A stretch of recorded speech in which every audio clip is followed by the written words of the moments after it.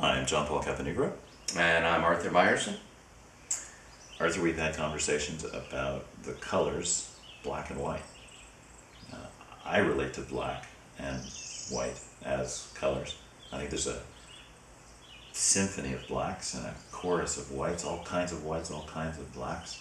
And thinking of them as colors offers me a much wider palette and helps me see in different ways.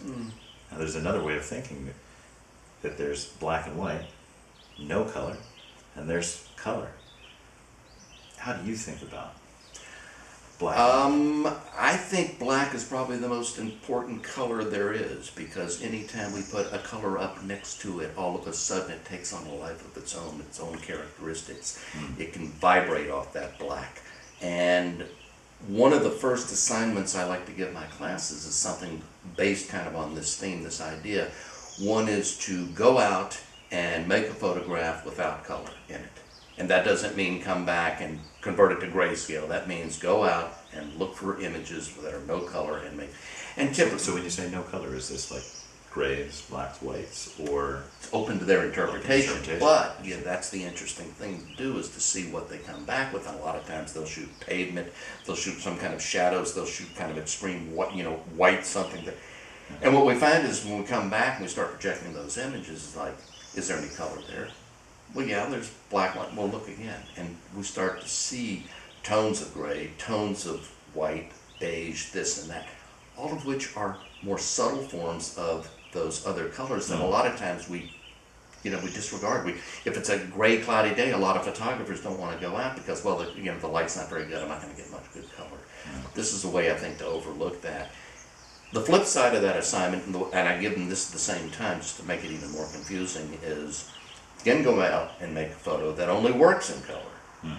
And that gets them thinking kind of in the opposite direction. And really, both of them are supposed to come back and give you this idea, that this greater appreciation for color as a piece of what it is that we're doing with this workshop, which is geared toward light and color and moments.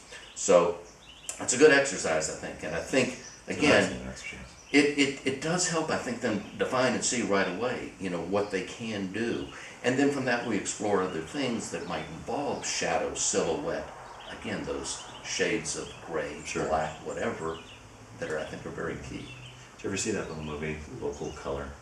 Armin Mueller-Stahl plays this crotchety old painter, and there's this young lad who wants to be a painter and slowly gets to be his protege, or Mueller-Stahl becomes his mentor. They're sitting on the porch and painting this landscape, and Mueller-Stahl is saying, look closely, what color are the clouds? And the boy says, white. And he says, bleep you! Kicks him off his porch. Try again. And then the lad starts seeing these other little colors in there. I think the flip side that you did there is really fantastic, to ask the question, when is color essential to the statement? Not only as a design element, but also as part of the story. Part of the story. That color is necessary. I think so many times we see color photographs where the color's just there. It just happened to be in color, but it doesn't really need to be there for the story or the picture or the design or the statement, or it just happens to be there. Exactly. And I'll tell you, that's one thing I try to bring up on day one in a class is, if you get nothing else out of this week, I want you to learn how difficult it is to make a color photograph, print that color photograph, hang it on the wall like we've done here, walk past it every day, and that it still resonates with you. When you can do that, then you've made something special. And it's difficult. I mean, digital is a wonderful thing that's happened to our world. It's not all bad, as certain people we know might feel.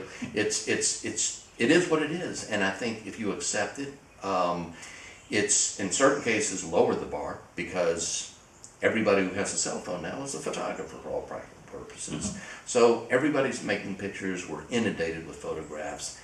It's raised the bar because it's become that much difficult for us serious photographers and our students to make those photographs that stand up here. That's what we're shooting for. That's what we want. And I think this appreciation for color is very much a part of that. Nothing against black and white. I love black and white. I really do. I have a collection of both color black and white photographs from some of my friends, heroes, whatever. And as Ernst Haas used to say, they're both wonderful. They're just two different languages. Which one do you want to speak? Right. So, Yeah. Great. Thank you. thank you.